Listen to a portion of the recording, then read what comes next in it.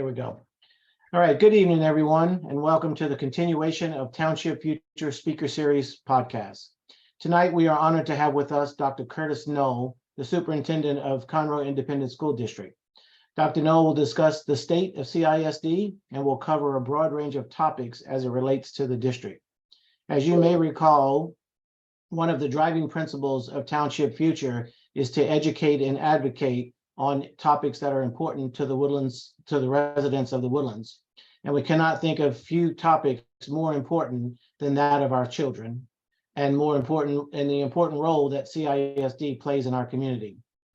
Dr. Null will have the opportunity to answer your questions at the end of his presentation. So please use the Q&A feature at the bottom of your screen to type in your questions, and Walter and I will pose them to Dr. Null at the end of his presentation. So without any further delays, I would like our co-host, Walter Cook, to introduce you to Dr. Null. Walter? Thank you, Ted, and good evening, everyone. It is indeed a pleasure to have Dr. Null with us. Let me tell you a little bit about his academic and work background.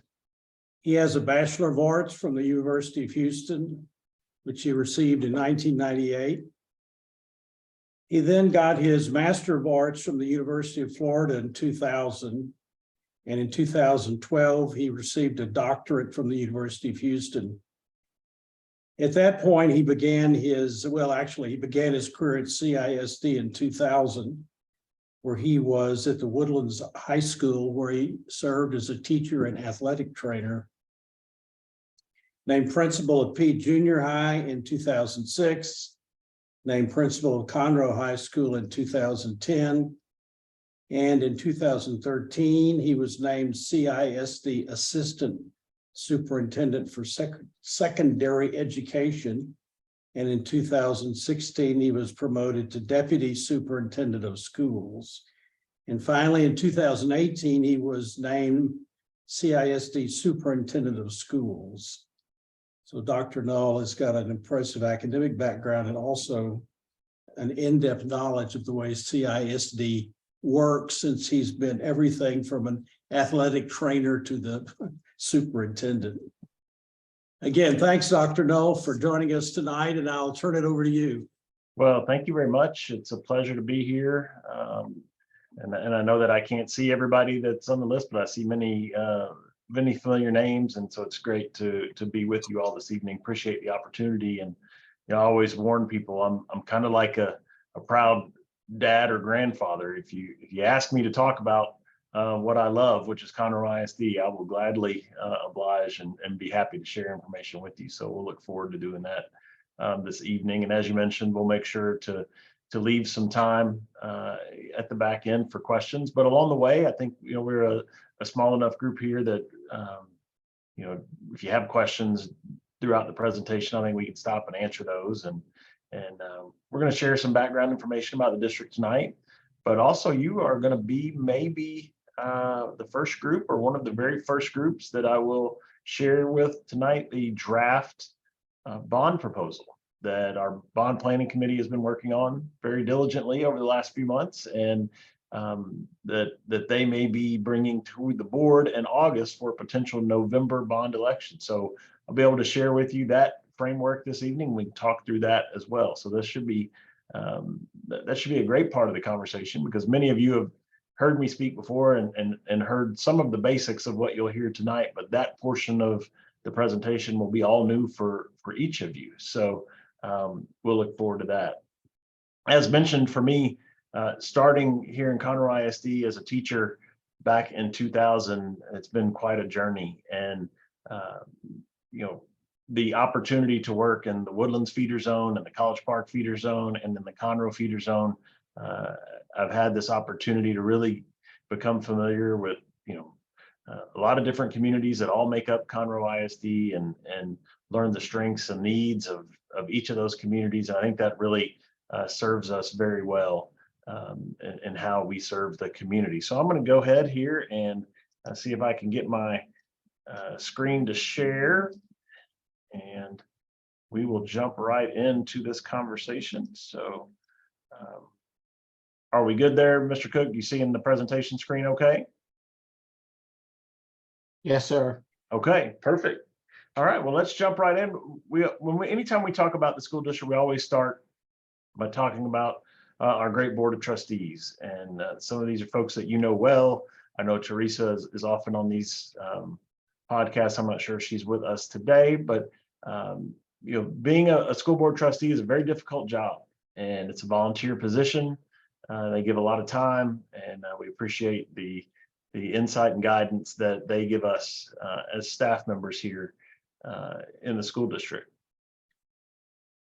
I kind of will lead here with what could be the conclusion slide, but we'd just like to hit it right from the very outset of the conversation. We have a lot of motivation to do great work here, and the number one motivation is to serve your children and to make sure that every child that we have an opportunity to touch is able to reach their full and greatest potential and become whatever it is that they aspire to do in their life, and that their parents want for them. That's our number one goal. We also want to be a great place for people to work, so that we can attract and retain the very, very best teachers. And when you do those things, and you do those things well, accolades come your way. We don't do what we do for these accolades.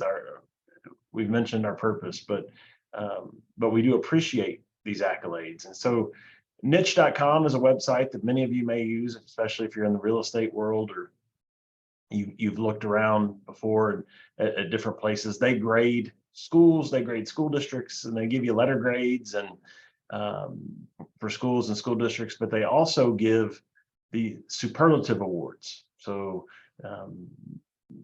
by county. So they rate us as a letter grade of an A, but then their superlative awards for the county, they have named us the best school district in Montgomery County, the most diverse school district in Montgomery County. And I always mention that I'm proud that those two awards live in the same place. The best place to teach, and the best place for student athletes. So it's an attractive place to be when folks are looking to where they want to move into Montgomery County. These are the awards that they see online. Beyond that, our employees completed some anonymous surveys that then ranked us as one of the top workplaces in the Houston area. We were actually the highest ranked school district in the entire Houston area. And then Forbes named us one of the best employers in the state of Texas. And we were in their top 50 in the entire state, and only 3 school districts actually made the top 50. So we're really proud of that. And we know that if you're going to have a great school, the single most important thing that you can have to create a great school is to have great teachers. And that is the strength of the school district. Anytime anyone asks me, how do you do what you do? The answer is always clear. We have the very best teachers around, and the work that they do is amazing. And then there in the middle of the screen, you can see I'm kind of a math nerd, unapologetically so. This is our attempt at a math equation. The city of Conroe has been named one of the fastest growing and the fastest growing city in the country. And your very own Woodlands has been named the best place to live in the country. And the common denominator between both of those two things is the Conroe Independent School District. We're proud to serve both of those places. And there's a lot of pressure that comes with that. We feel it. We're okay with that, but we know that it's there. In fact, we know, and as you all may be aware, I know that I probably read it differently than you all, but the very first article that named the Woodlands the best place to live in America, if you go back, I don't know what it is now, 3, 4, 5 years ago, you go back and if you pull that article, the very first one said, the opening line of the article that talked about the Woodlands being the best place to live, the opening line said, "The Woodlands, Texas has great public schools." It's the opening line. So we feel that pressure. Additionally, in this most recent niche rating for the Woodlands, where it was named the best place to live, they give the Woodlands, letter grades for many different things. So you can receive the highest as an A+, and then you can go down, and they rank a lot of different things. The Woodlands actually received 3 A+ in their most recent ranking. Their A+ were the best place to raise a family, the best place to buy a house, and public schools. Those were the 3 A+. And so we feel like in Conroe ISD that we play it. Obviously, we are the grade for public schools, but we think that we play a huge part in that place, the places to raise a family and where to buy a home. So we appreciate that so much. As I said, we feel the pressure, but I think it's a healthy expectation for us to live up to.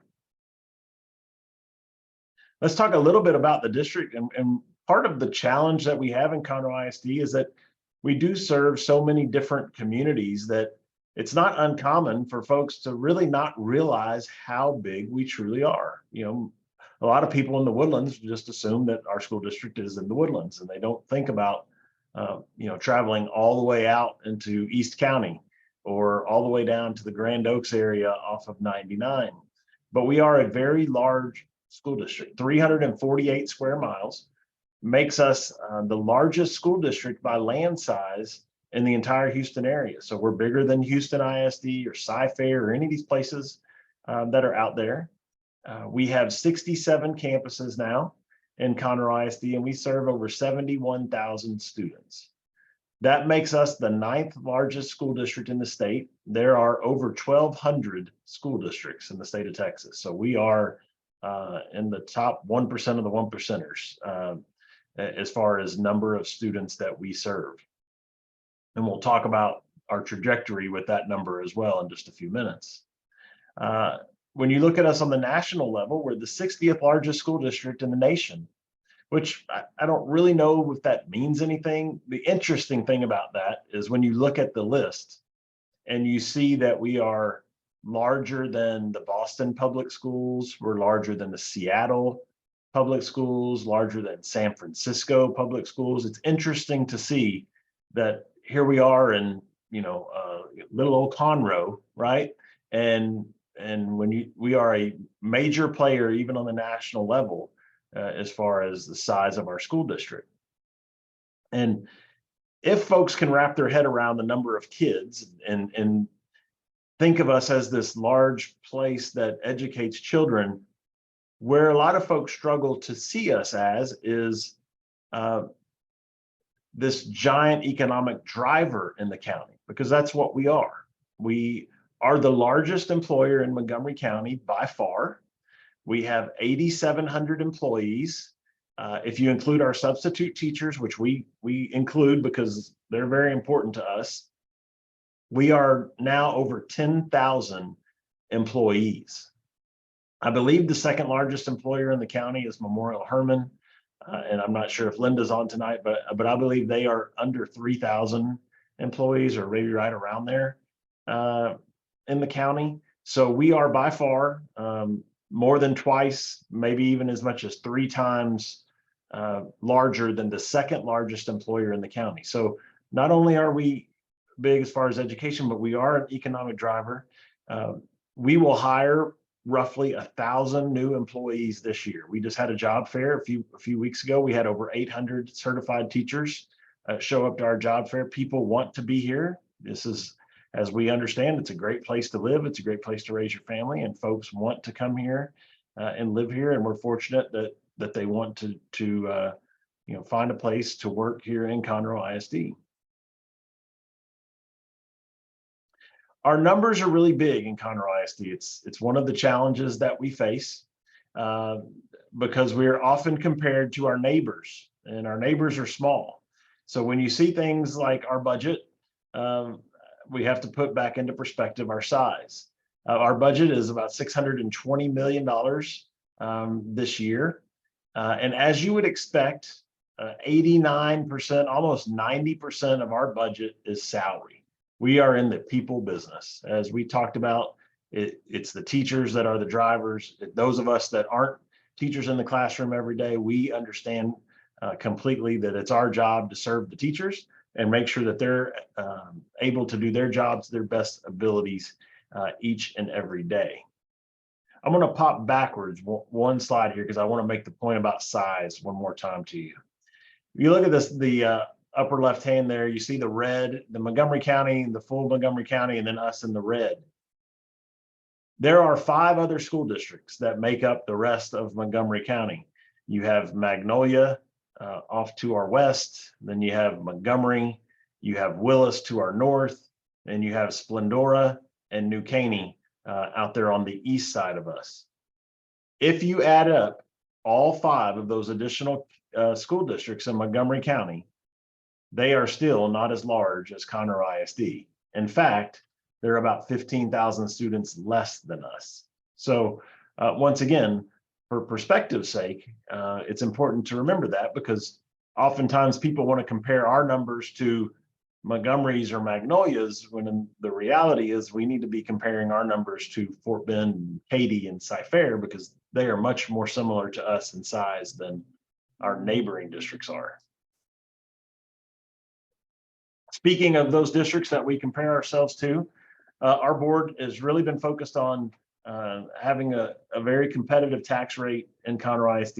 It's a longstanding tradition of our board. I think it's reflective of Montgomery County, our conservative nature, that we expect excellence in Montgomery County, but we also at the same time expect to be efficient and to use our tax dollars wisely. And I think that we are should be the shining star example of that in the county.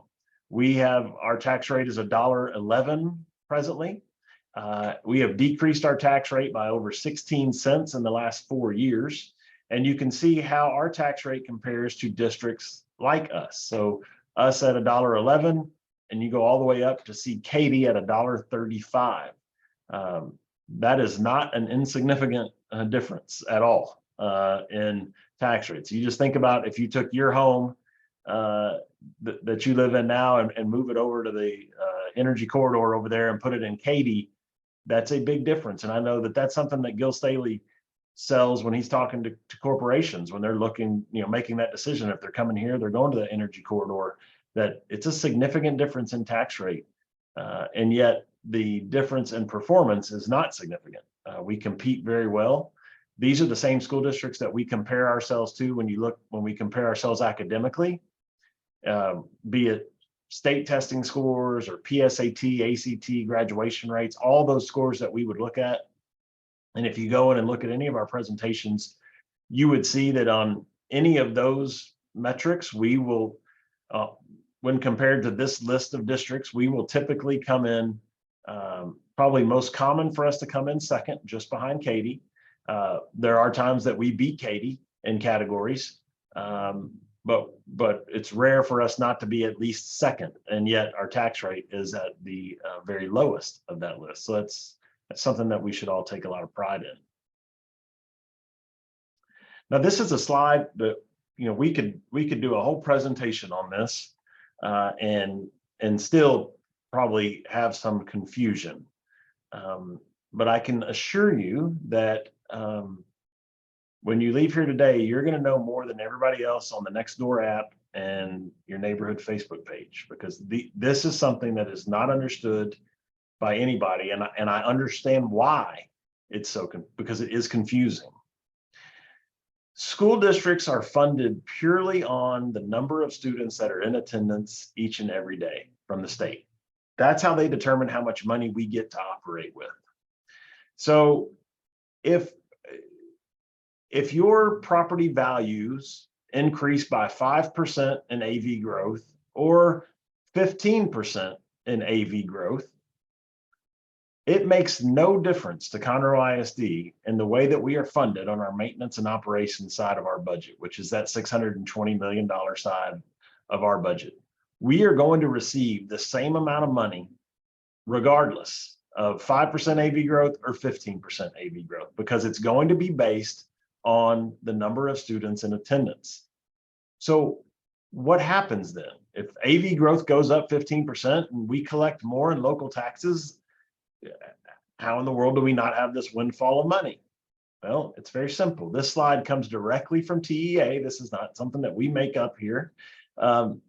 As the local share increases, meaning we collect more in local taxes, the state's share of educating our children decreases dollar for dollar with that amount. So in this example that you see here, we collected 19 million more dollars in local taxes, then the state of Texas just reduces the amount of money they send us by $19 million. So people say, wait a minute, we've paid all this extra money. We've paid 19 million more dollars. Where's the money? Well, the money is in Austin. When you hear them talk about right now that they have a $37 billion surplus, the way that they got their surplus is through this mathematical formula. They forced us to tax you more locally, and then so that they could decrease the state funding, and now all those funds are in Austin. Now, what they did in the last biennium, it helped us decrease our tax rate by that 16 cents over the last 4 years.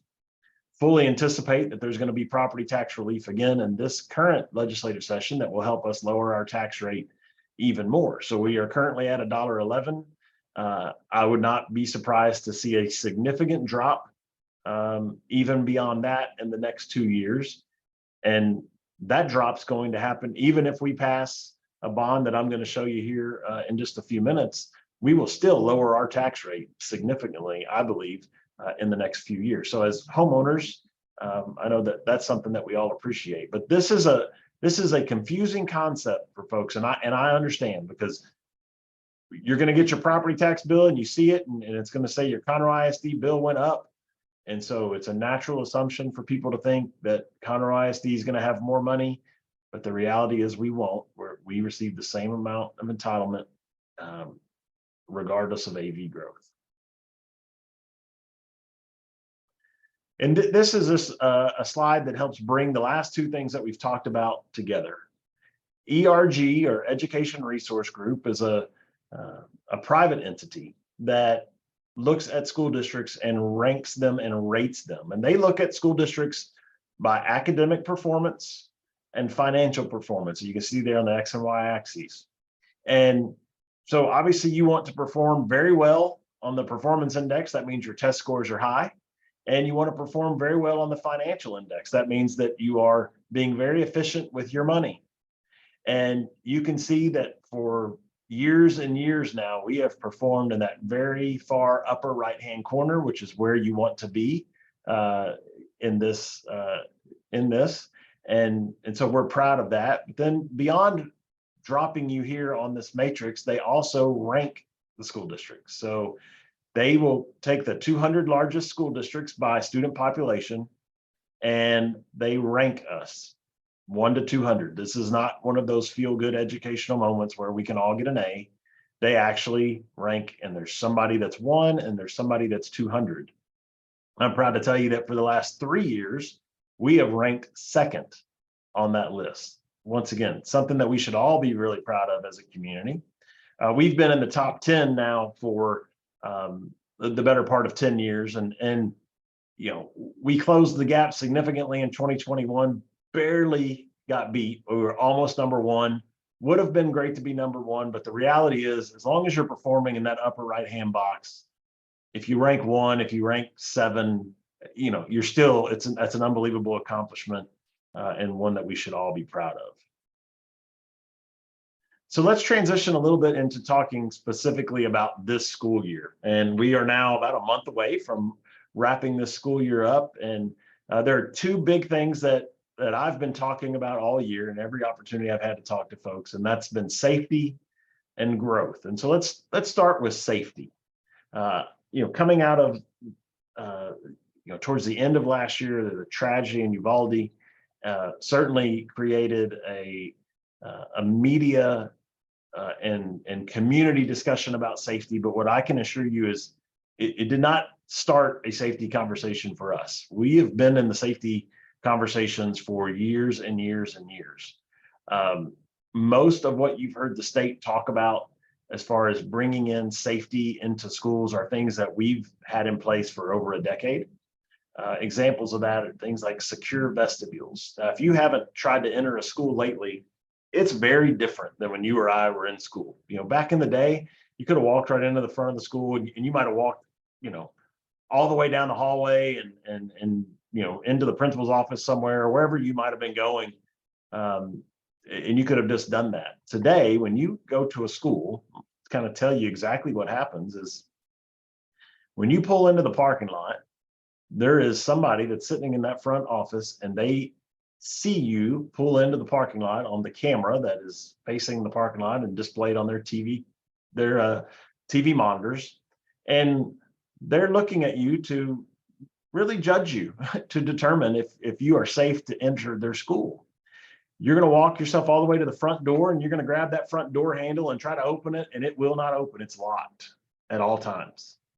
And we have our little version of a Ring doorbell that sits right next door to the door, right next to the door. You're going to press the button. It's going to ring that front desk. And once again, now your face is going to be on that camera and they're going to ask you, how can they help you? And once again, they're going to determine if you are someone that needs to be in the school or not, and what is your business. If you need to be in the school, they're going to press a button to remotely unlock that door and allow you to enter what we call the secure vestibule. Meaning now you are in that vestibule, but there are doors in front of you that would lead you into the school, but they're locked. And there are doors to your right or left that would lead you into the front office, but they're locked as well. Once again, they're going to ask you your business. They have a window there. If you don't have business in entering the school, you won't enter. Beyond that, you would, if you do have business, they'll buzz you in. But it is quite the process now to even enter a school. So we have security cameras everywhere. Safety is a all-encompassing term.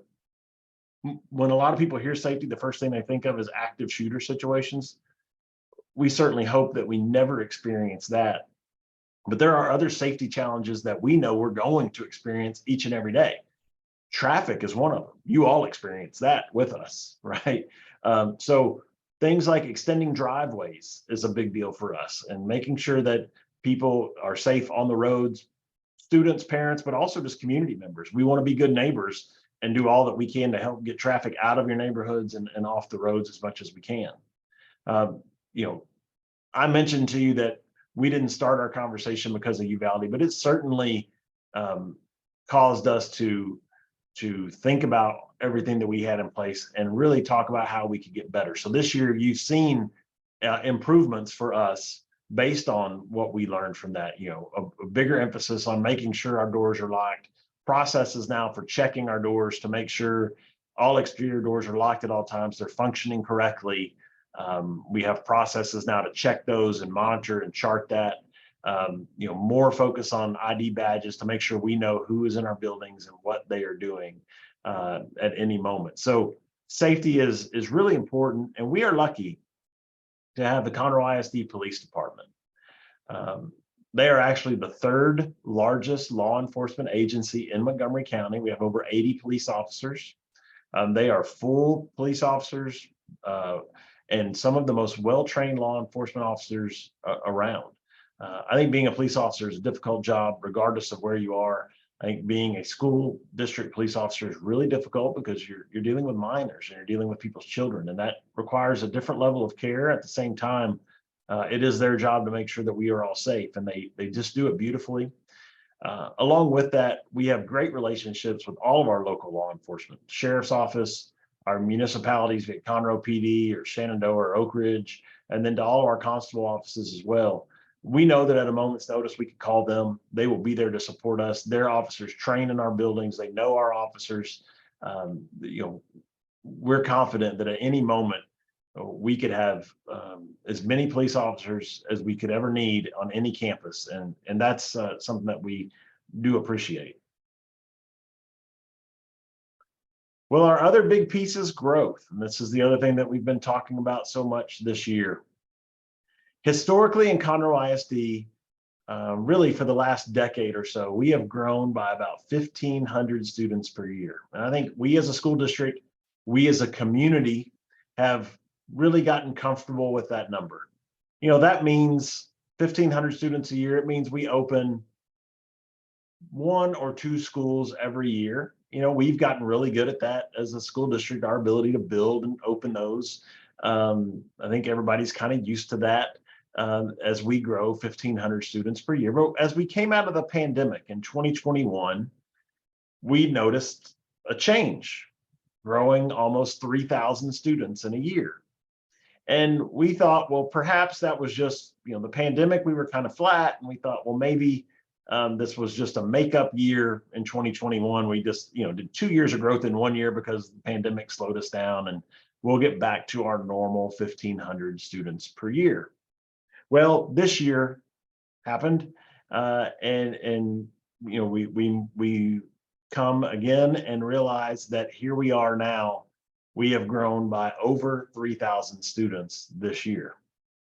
So you think about that jump from 1,500 students to 3,000, or this past year, 3,300 students in a year. That's a full high school of growth in a year. And obviously they're spread out all across the district, spread out across grade levels, but that is a significant number of students. So you think about an elementary school holds about 950 kids. A junior high holds roughly 1,400. A high school holds 3,300.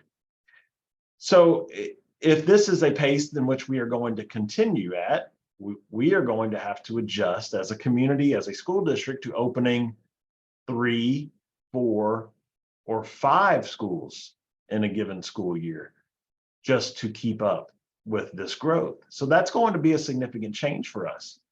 And I mentioned that 3, 4, or 5 because it's important to know that today our schools are over 103% of their capacity. So we are already today district-wide over capacity.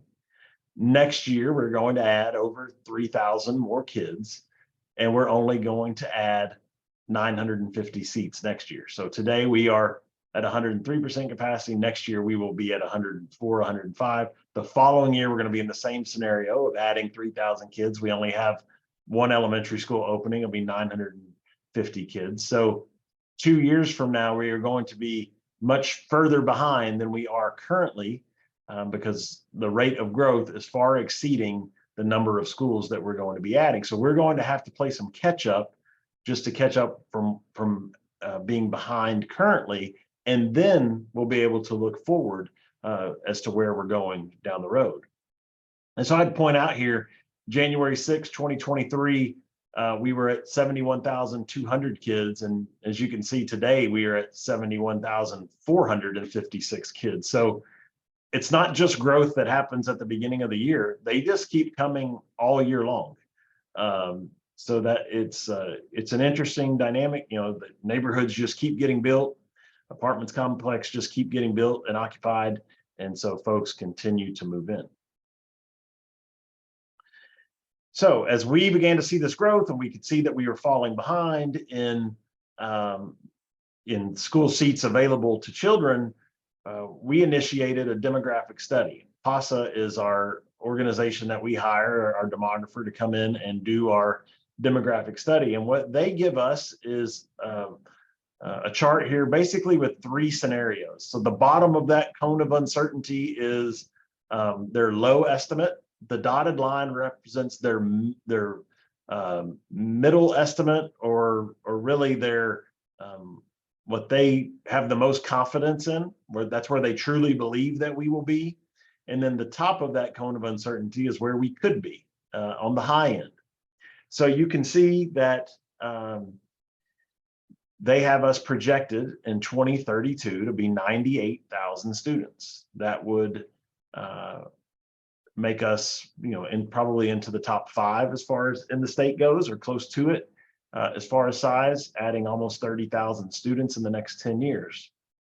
Now, when I saw this chart, it did give me a little bit of heart palpitations. Probably did you all as well, as you started just thinking about, if nothing else, traffic.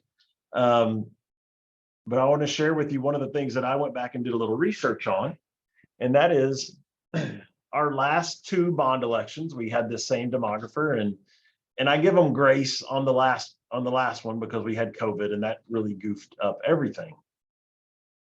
But for the most part, they've done a pretty good job of helping us know where we need schools and helping us keep moving.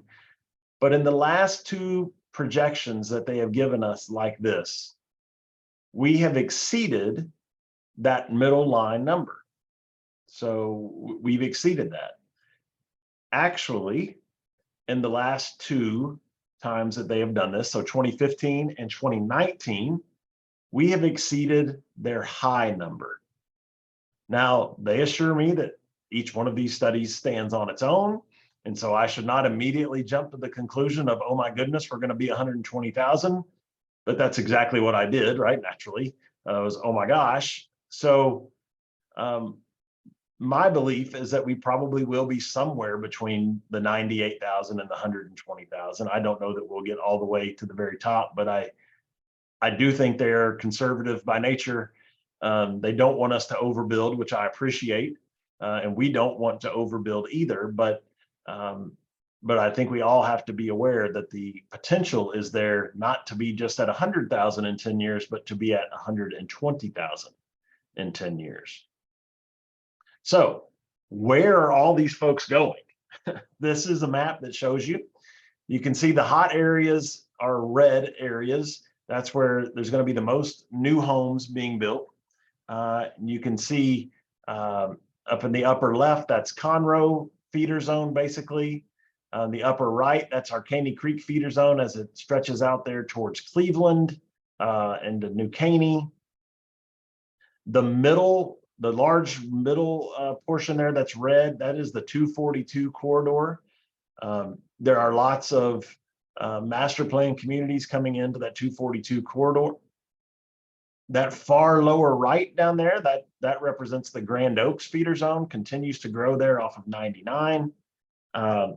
The yellow portion of that tail is, at this point, all undeveloped.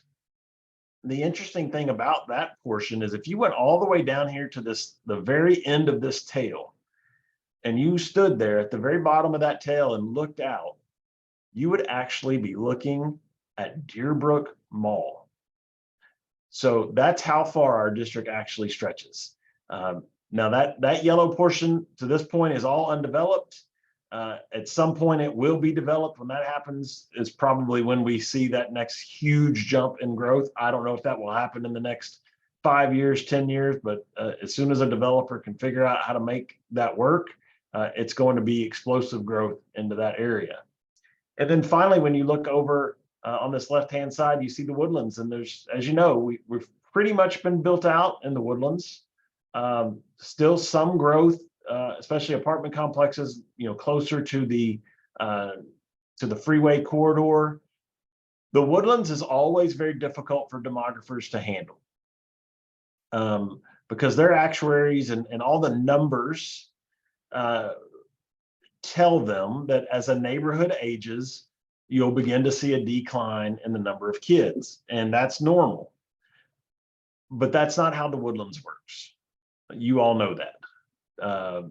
People continue to come there, and people will sell homes, and new families will move in with young children, and it just keeps repeating. So, for years and years, they've shown us like, well, the Woodlands is going to begin to decline in student population.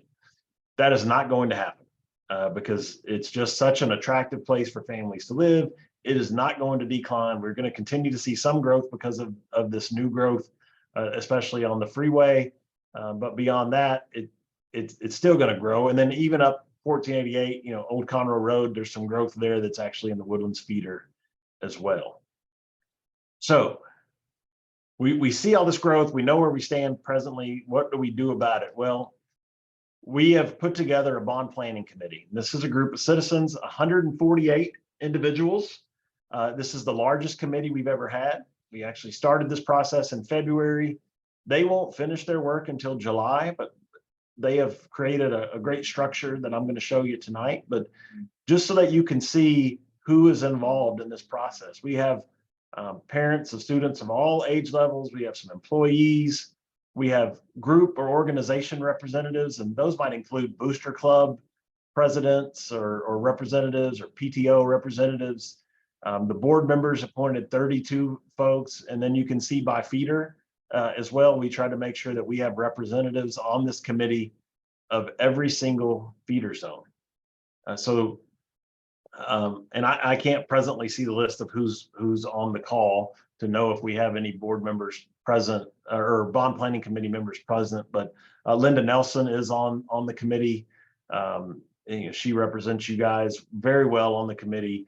JJ Holly, president of the Woodlands Chamber, is on this committee as well. So there's a lot of great voices in the room to make sure that everyone is represented. Well, let's go back and talk about numbers just for a second, because numbers are staggering at the moment. I want to give you a little bit of context. Grand Oaks High School, we built, it'll be roughly 10 years between Grand Oaks and the next high school that we built, that we're going to build.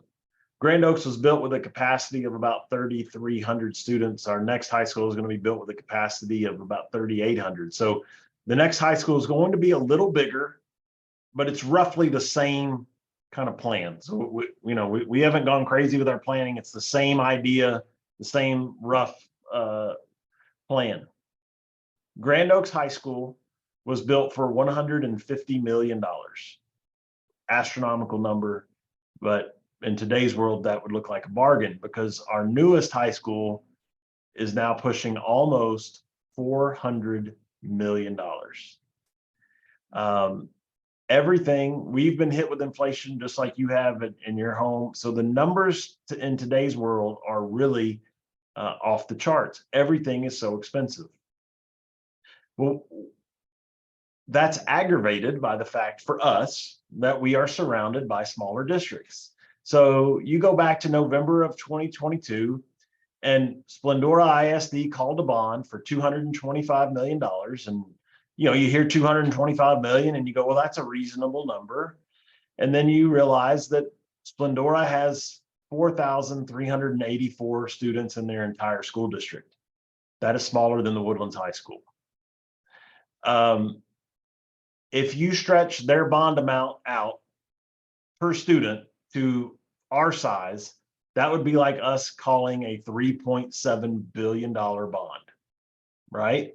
Same thing in Willis. You look at their last bond, it would be like us calling a $1.9 billion bond. Montgomery, 327 million. Once again, that number sure sounds way more palatable than billions do, which is what we're going to have to talk about, is billions.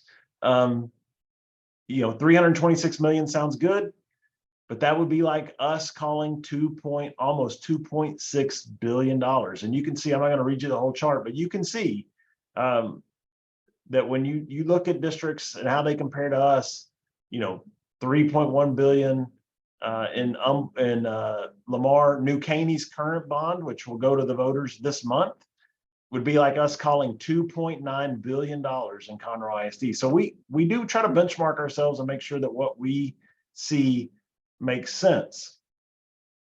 Well, let's look at the draft bond here that our committee has been working on. We will include in this package 5 propositions. So this we're going to give voters opportunities and options to determine what it is that they would want to say yes to. Proposition A is the largest proposition, and it is the proposition that is focused on seats for students. We have been very intentional in Proposition A about making sure that we have nothing in Proposition A that anyone could consider fluff, that it could be looked at as a want and not a need. Proposition A has been focused purely on need. So you can see here in new schools for Proposition A, we have 8 new schools in Proposition A. I would point out that one of those is an elementary school in the Woodlands feeder zone. That would be up Old Conroe Road off 1488 to help, with the number of students that we're bringing in off of that, from that area down into the Woodlands, try to help some with that traffic as well. But 13,000 total new seats would be created from these new schools. We have additions to schools here as well. You can see 2 schools in the Woodlands included here, McCullough and Haley, both slated for additions. 500 seat addition at McCullough. McCullough's had, I believe, 11 portable buildings forever. This would help to alleviate that. So we would add 700 new seats through additions. major renovations to schools. These are large scale where you come in and do things like paint and floors, mechanical systems. You can see the largest item on that list is the Woodlands High School. Woodlands High School is almost 30 years old now. We'll be 30 years old by the time we're doing this work. It needs some refurbishment. So it would be included. Also, Knox Junior High in the Woodlands is included in that as well. It also needs refurbishment. Master plans are, once again, typically projects that stretch out over multiple bonds. So we actually did a phase 1 of Oak Ridge in the 2019 bond. This would be a phase 2 of Oak Ridge. And eventually we will come back and have a phase 3 to finish Oak Ridge High School. But your major renovations, your master plans, and then your infrastructure improvements, those are all focused on maintaining the seats that we currently have for students, right? Infrastructure means things like air handlers, chillers, the freezers in the cafeterias. So those are items, big, large ticket items that have long lifespans that if you don't have those, you have the potential of losing the use of the school. So for example, David Elementary, if you don't replace the roof and you don't replace the air conditioning system at David, there will come a day where those two things could fail and we could lose David Elementary as a school. And we can't afford to lose David Elementary as a school. So that's what infrastructure does, is bump that up. Also included in Proposition A is safety. So it's just a general amount of money that could be given that would be spread out across all of our campuses. So every campus would be touched with safety money. $50 million to purchase land for these new schools and future new schools. Transportation would be $12 million for new buses, and then $10 million to expand our transportation center so that we have a place to park and work on those buses. Technology infrastructure is all the parts and pieces that you just don't see. It's the behind the scenes switches and routers and wiring, all the things that make everything work. And then that will be the conclusion of Proposition A. And you would see Proposition A's total is 1.7 billion, which is an astronomical number. I fully understand that. But because we are so big, the tax impact of Proposition A is much more palatable than the overall number is. The tax impact is $1.75 cents. You heard me mention earlier that we're going to lower our tax rate no matter what. We may be in a position to lower our tax rate by over 10 cents. So even if this bond were to pass, and let's say we ended up with a 2-cent tax rate impact, I think the key phrase there, I'm using the phrase impact on purpose and not increase, because I don't want the community to have the idea that our tax rate is going to go up. Our tax rate will not go up. It is not going up, whether the bond passes or does not pass. Our tax rate is going down. If the bond passes, it will go down 2 cents less than it would have if the bond had not passed.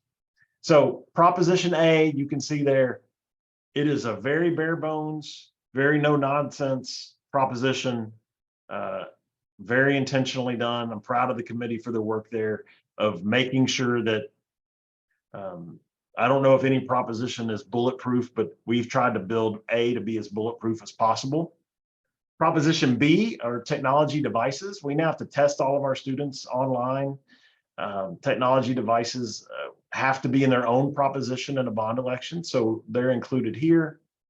One thing I will point out to you, I want you to know that we never finance items longer than their lifespan. So for these technology devices, we will sell tranches of bonds that have a 5-year maturity, because we know that we don't want to be paying 15 years from now on a laptop that we had long since retired. So those items would be sent much less. So Proposition A and B, you can see together are 1.8 billion with roughly a 2-cent tax rate impact. As mentioned, there will be 5 total propositions. Proposition C is for ag barns. We currently have 2 ag barns in Conroe ISD. We have one in the Woodlands that serves College Park and the Woodlands High, one in Oak Ridge that serves Oak Ridge and Grand Oaks, and our students in Conroe and Caney Creek do not have an ag barn at all. So this proposition would pay for improvements and expansions for our 2 current ag barns so that we could allow more kids to be involved. And then would also build an ag barn in North County for Conroe, Caney Creek, and then our new high school as well to share. So that is proposition C. Once again, voters can go in, they can say yes to A, yes to B, and then they can say no to C, D, and E, or whatever, however combination they may want. Proposition D, elementary gyms. So we actually have 16 gyms in Conroe ISD, or 16 elementaries in Conroe ISD that do not have gyms.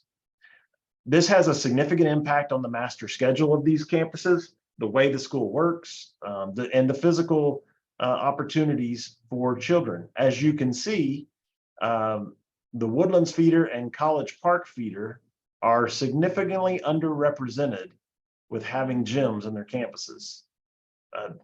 I believe that's unacceptable. And so gyms are going to be included as a proposition D. We have not established the amount yet because we have 2 options still that the committee is considering. Option 1 would be do 8 of the gyms, so get half of them done, be roughly $47 million. Option 2 would be, well, let's do them all, and that would be roughly 96 million. But that would bring gyms to all of our elementary schools. When we build new elementaries, they automatically come with gyms. It's really kind of based on the era of when the schools were built. And, you know, that 80s era of your David, Collins, Bush, Powell, you know, that 80s, 90s era building did not include gyms. That's why you see the Woodlands so overrepresented on that list. So we're looking for feedback from the community on should we include option 1 or should we include option 2. By the time we call it, you'll only see one option on there. We're just trying to get feedback, and I'll welcome your opinions on that tonight. And then option or proposition E is for athletic additions. Once again, a separate deal. So folks want to say yes to A in schools, but they don't want to say yes to athletics. They can absolutely do that. But we have options here again. We only have 1 pool in Conroe ISD. Most other school districts have 1 pool at every high school.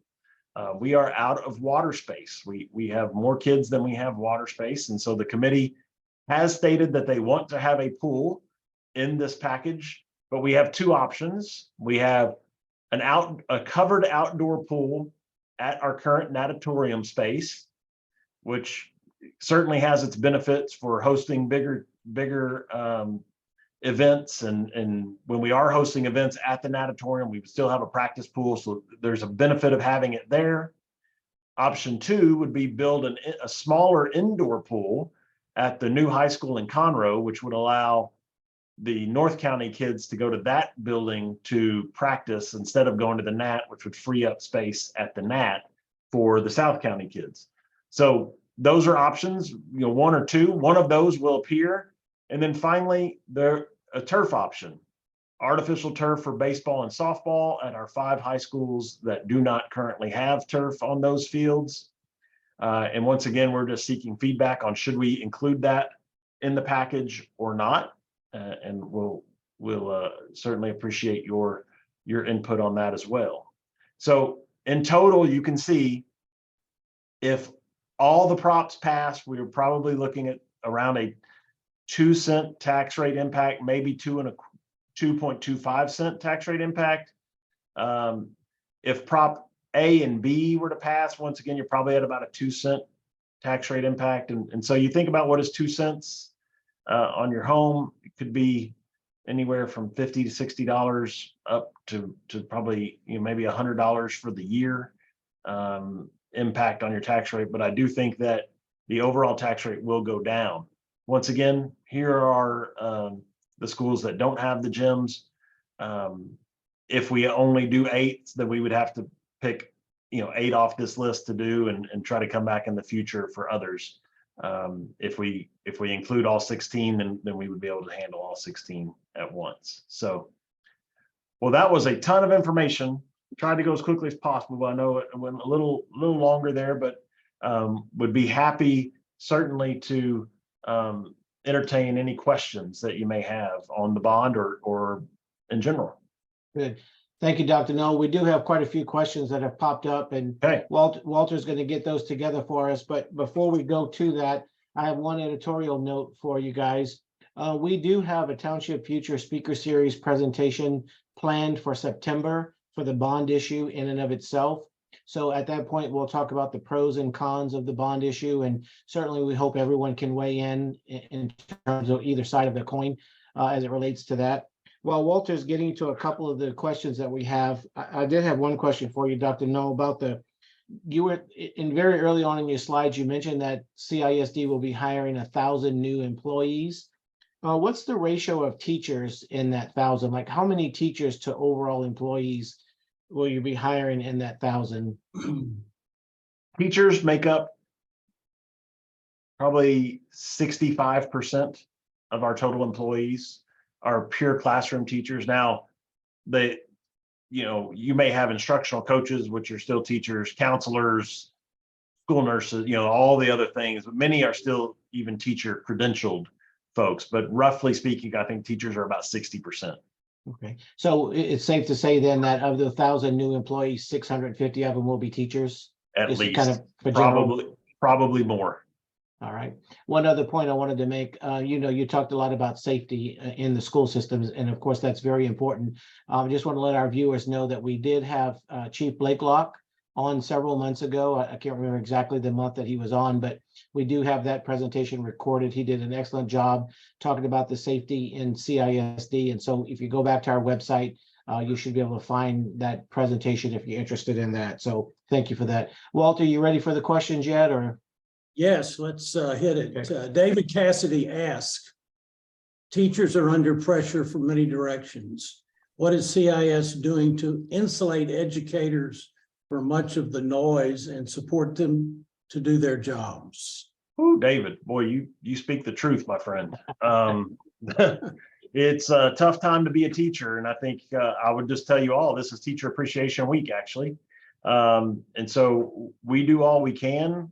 Certainly it's our mission to get out there and speak truth to people about the job that they do.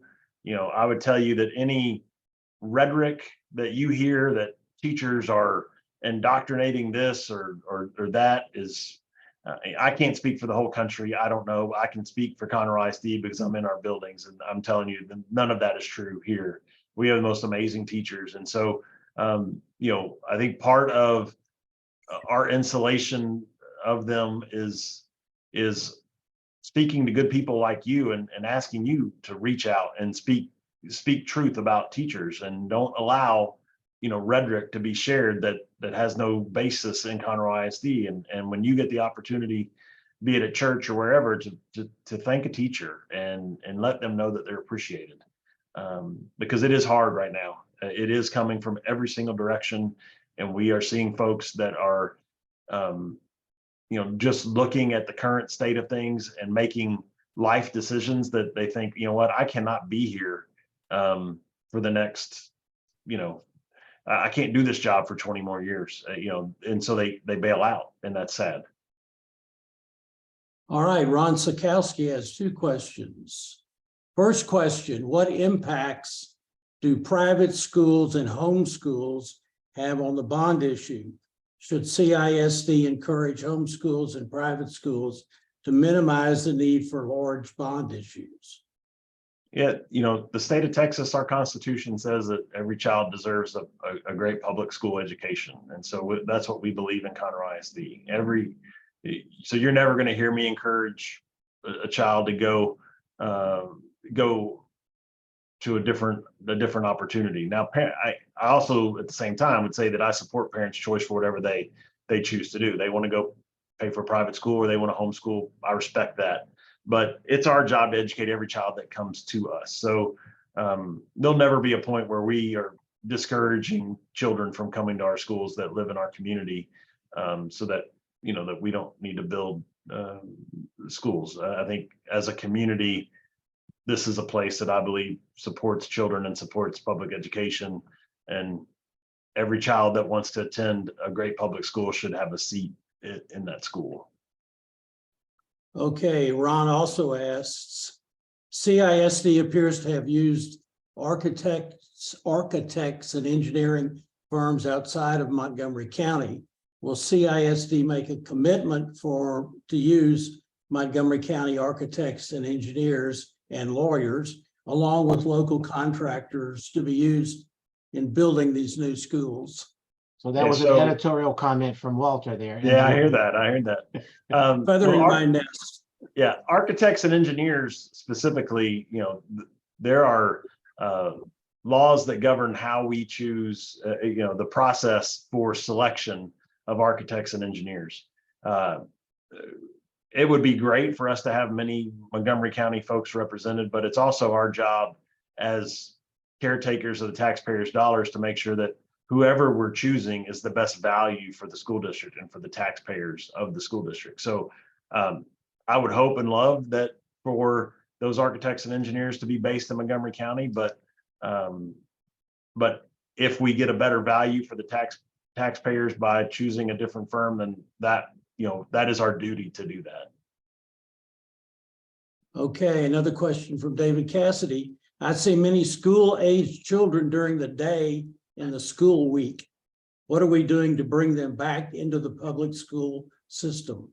Yeah, I mean, once again, a lot of people make a lot of choices. So that, folks may be homeschooling, they may be doing private school. We actually have a virtual school ourselves. So you might be seeing some of our students that are in virtual school, and they're just, on an off cycle of when they're actually live with their teacher that you're seeing out and about.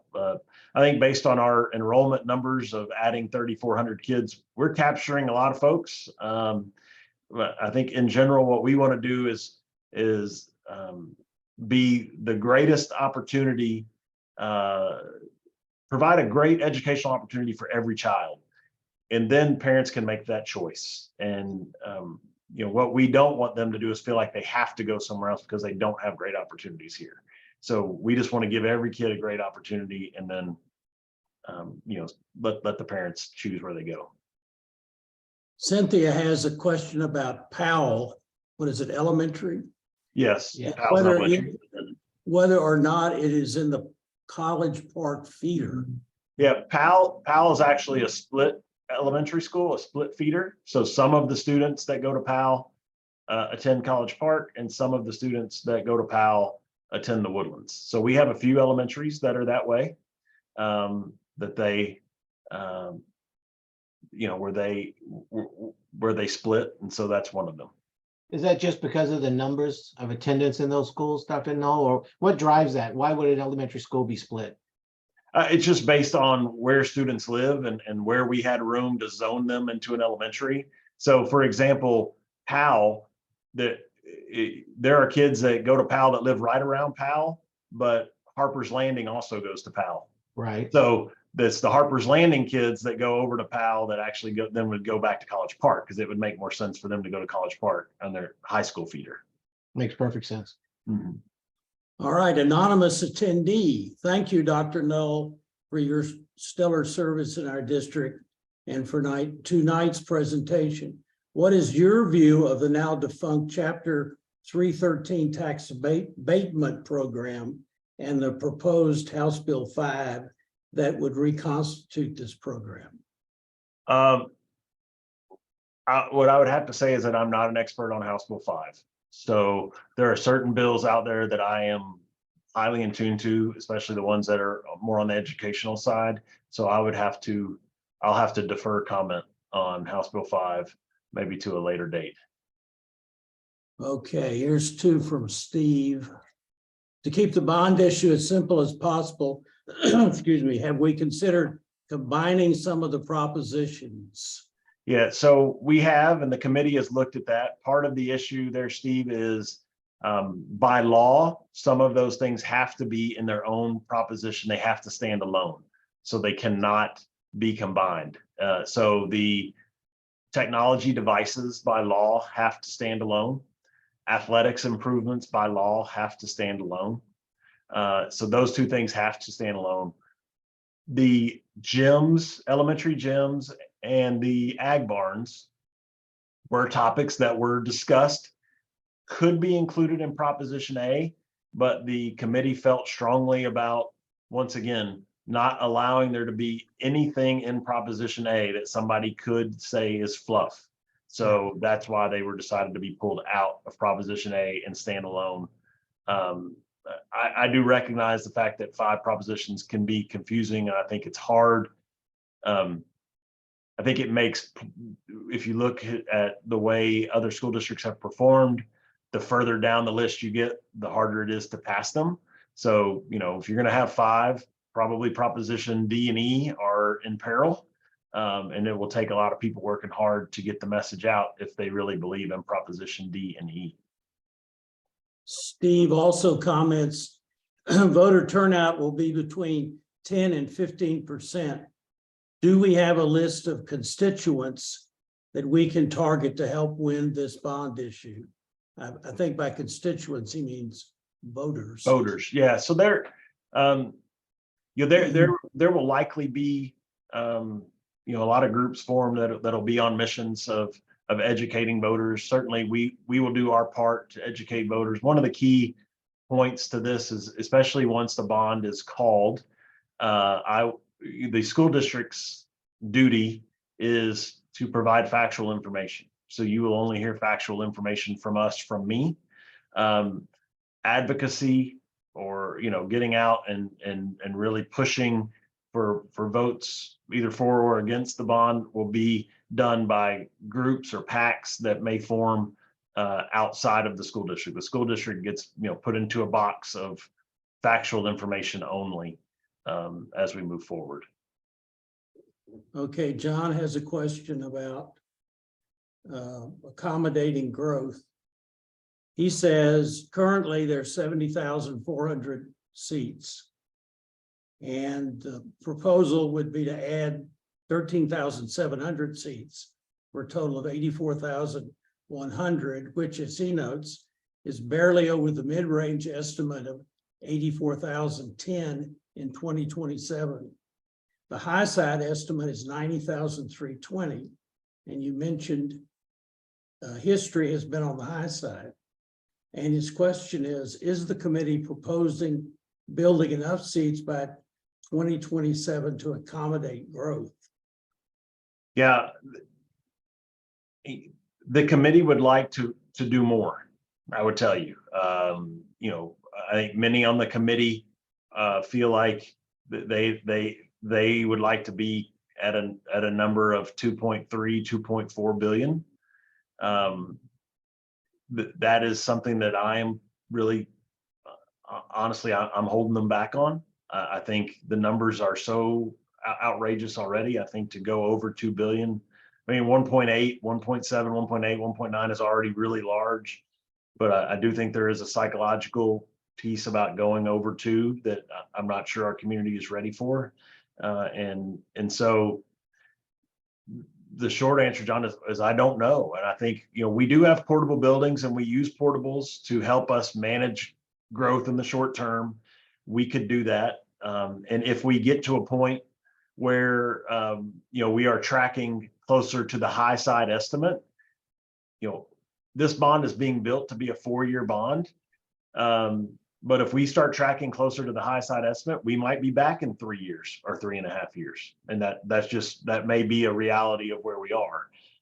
But I think that they are doing all that they really feel like they can currently. And unfortunately, we've just, we've allowed ourselves to get a little behind, and we need to catch up, but we also need to catch up in a way in which the community can support, and we can support too, because we're going to have to build all these buildings as well. And managing that is going to be quite a feat. And Michael asks, what is the current status of the bill to add pay to teachers in small districts, but not large districts? Okay, so that's Senate Bill 9. And Yeah, so if you're not aware of Senate Bill 9, what it proposes is a $2,000 pay raise for teachers in large school districts like Conroe ISD, but a $6,000 pay raise for teachers in school districts that have less than 20,000 students. So that means,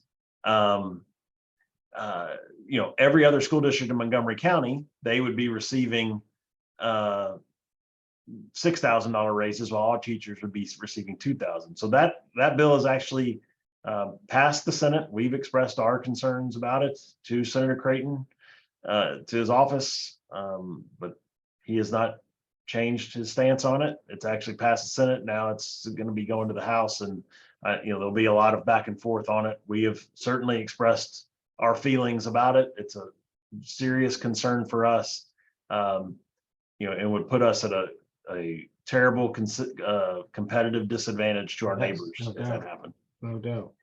And Ron snuck another question in. Okay. What about the remaining authorized bonds, the unspent remaining authorized bonds? Are there any?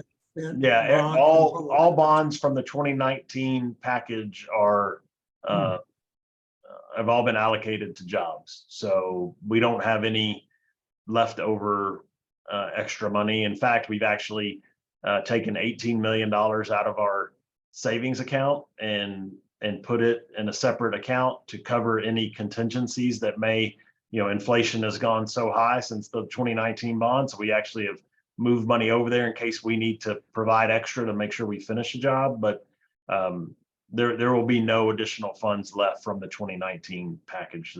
We're going to get all the work done that was promised in that 2019 package, which is great given the inflation, but we will not have any left over. All right, last question from Steve. Will the portable safety issue be discussed? Yeah, that's a concern. Certainly for parents, it's something that they oftentimes, especially the younger children, don't feel comfortable with their kids in portables. And that's why, we did focus so much on so many new seats as part of Proposition A to try to reduce that reliance on portables. We do the best we can with portables. We have, we fence them in, we do the things that we need to do. And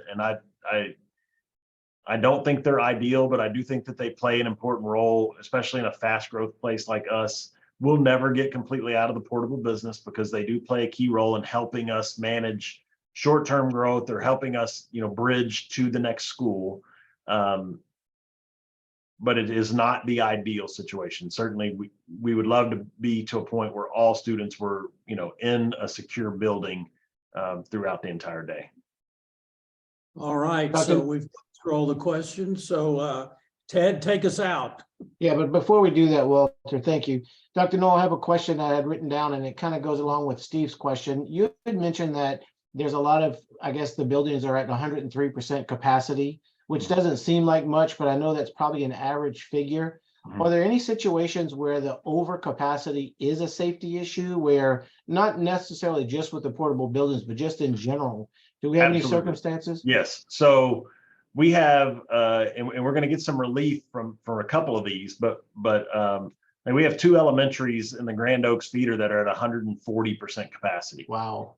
And Wow. so when you think about that, it's not only 20 something portables outside.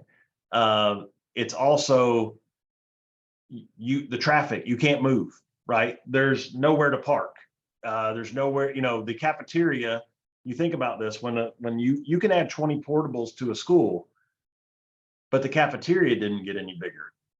The nurse's clinic didn't get any bigger. The hallways didn't get any wider.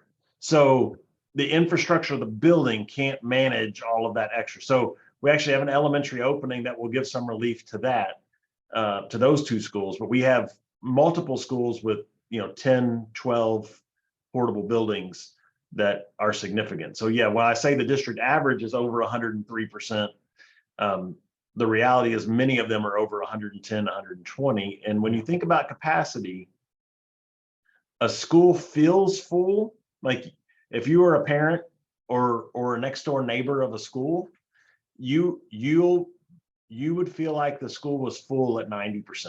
Mm-hmm. because No you're probably gonna start seeing portable buildings show up, because you may have a special needs class that is a classroom, but it only has 4 kids in it, where by the capacity chart, you would think you could have 25 kids in there, but you can't. You can only have 4 because of their needs. So that's part of the reality. All right. Well, thank you, Dr. Null, very much. Some very good information you presented to us, and we definitely appreciate it. Again, we're going to do a presentation on the bond issue in and of itself at our September presentation, and we'll try to get some people who can come on and talk about, again, the pros and cons, because we want to put it all out there for our viewers to see. So we certainly invite everyone who's on the call tonight to come back in the September. But by all means, keep up with us on Facebook, Township Future Facebook, and at our website, townshipfuture.org, where you can see videos of our previous presentations. We will have, again, the presentation in September. We've got a couple of other good topics coming up for you. We're running out of time, and we actually went over, so I don't want to spend too much more time. But again, Dr. Null, thank you very much for your presentation. Thank you all for joining us tonight. We look forward to seeing you again in the near future. And as Walter always says, if you have any suggestions or any ideas for other presentations, please just write to us at info@townshipfuture.org, and we'll certainly do our best to get those out to you. Again, try to follow us as best you can on Facebook and on our website. So again, thank you very much. Have a good night, and we appreciate you all being here.